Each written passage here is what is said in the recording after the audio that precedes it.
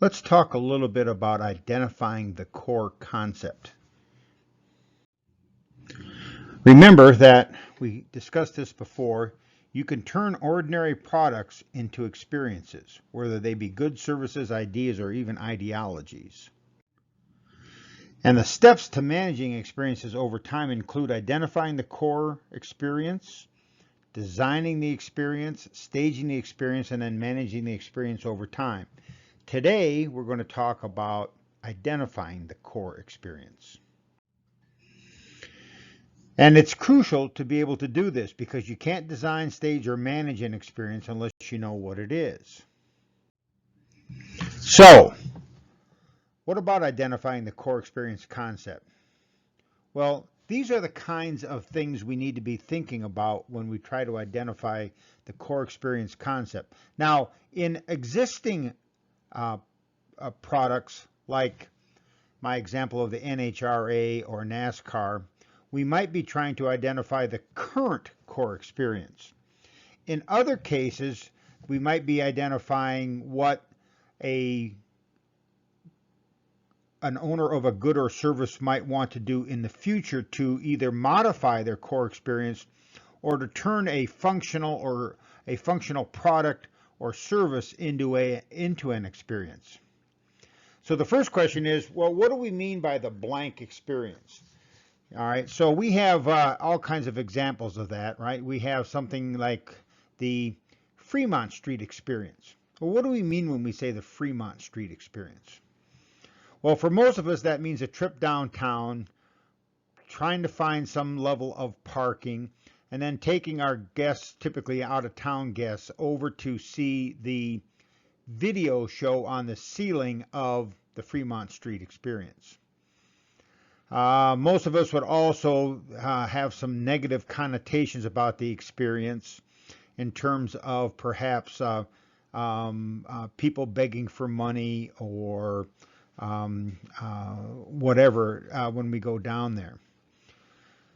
Okay, the second thing you might ask about in terms of a core experience, especially one that is somewhat transitional, is how do we expect people to be different from before they experience the product, good, or service, and then after they experience the product, good, or service. Another good way to think about the core experience is to ask yourself, what are the people paying to experience?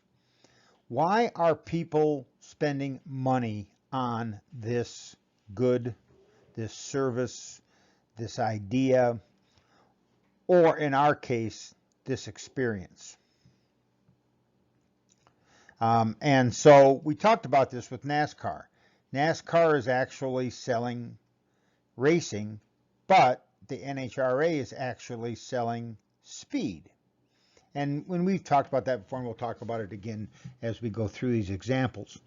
But the idea here is that people go to an NHRA event to see cars go really fast. In terms of the top fuel cars, we're talking about 0 to 100 in 1 second. So what are the dimensions of the experience?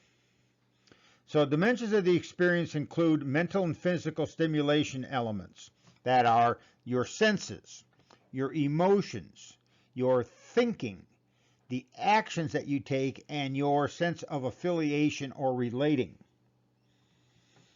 Another way to look at the identifying the core concept is what do we want our guests to how do we want our guests to explain the experience to their friends? So when they say, well, what was that like? What do we want them to say about the experience? And then finally, what is the memorable part? So how do we make the experience memorable? The end result is the ability to define and understand the experience. Understanding the experience is crucial.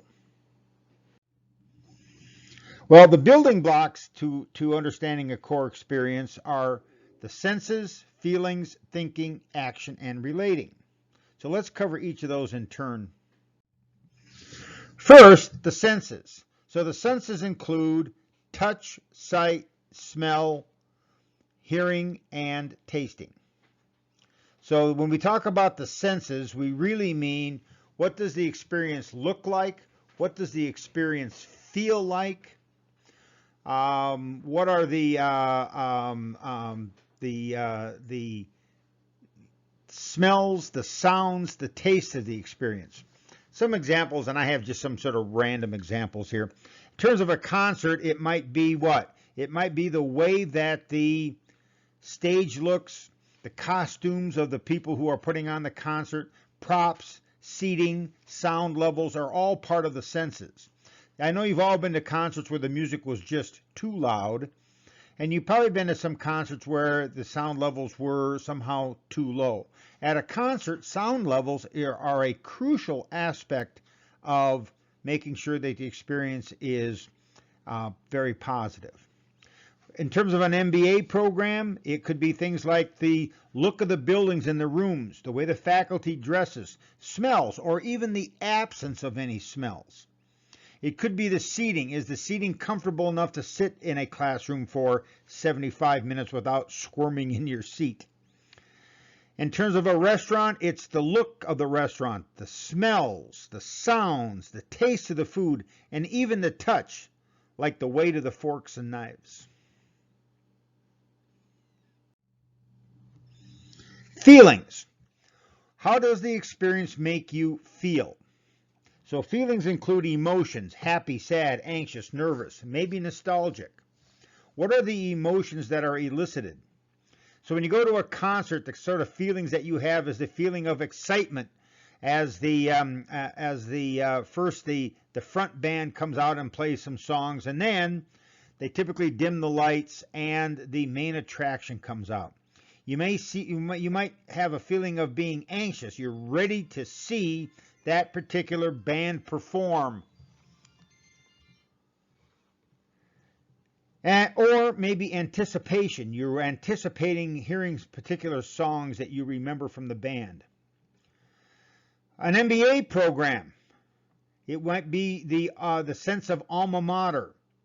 The way that it makes you feel, the success, the joy of accomplishments, and sort of the sense of the school and being part of the school.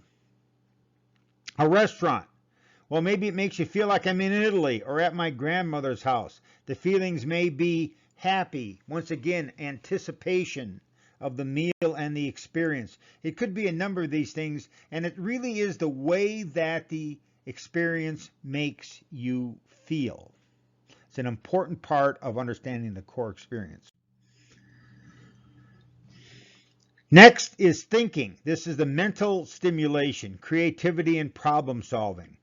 Perhaps when you're at a concert, it might be you thinking about the band's songs, the stories you overhear, the playlist that you are anticipating the band playing, or stories or memories that you have of the band. It can be, for an MBA program, it might be the learning activities and the projects that you worked on that enhance and reinforce the core experience of education. With a restaurant, it might be about reading the menu, having Nick or your waiter go over the specials, and trying to determine what you want to order on this particular day. Then we have actions. Actions are the mental and physical participation activities to get the individual immersed in the experience. At a concert, it could be sing along or clap along or cheering, etc. Lighting your lighters at the end of the concert in anticipating of the encore. For an MBA program, it might be making presentations, going to networking events and social events, and actually doing business rather than just learning about business. These are the action items. And they're very important in an educational setting. For a restaurant, it might include taking pictures to post, enjoying the meal.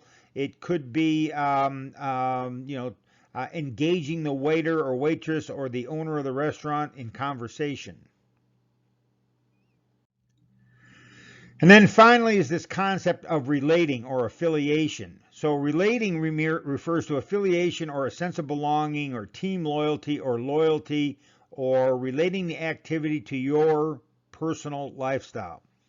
So at a concert, the way that you might relate to a concert would be to get a souvenir t-shirt with the date of the concert on it.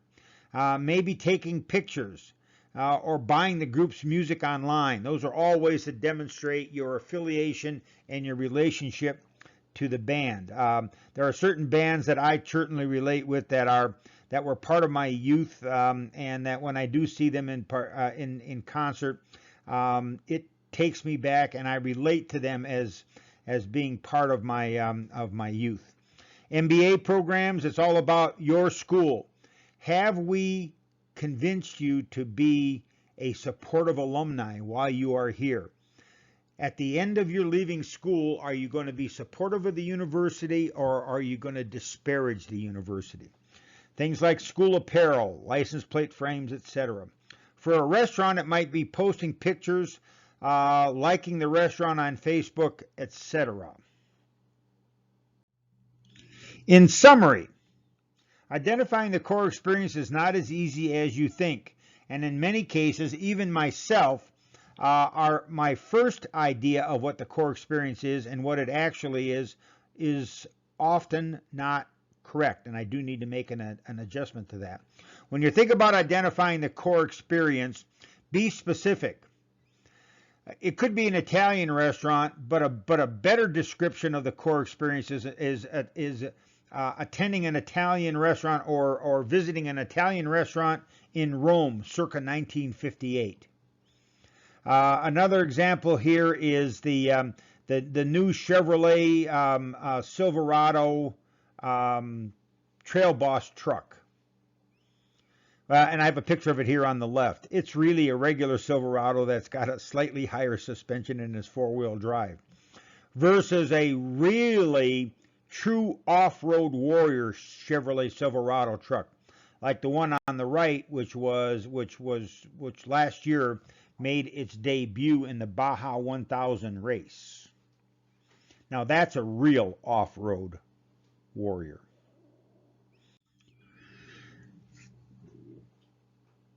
Finally, understanding the difference between what the experience is and what it should be is critical. The Fremont Street experience is not probably what it should be, but it would take some significant activity to change it. Pay attention to the details. Can you really provide the stated experience? And then think about how the experience can be marketed. The bottom line, when you are doing this particular activity, be creative and be open-minded. Also, see the videos on the core experience examples that we also have in the file.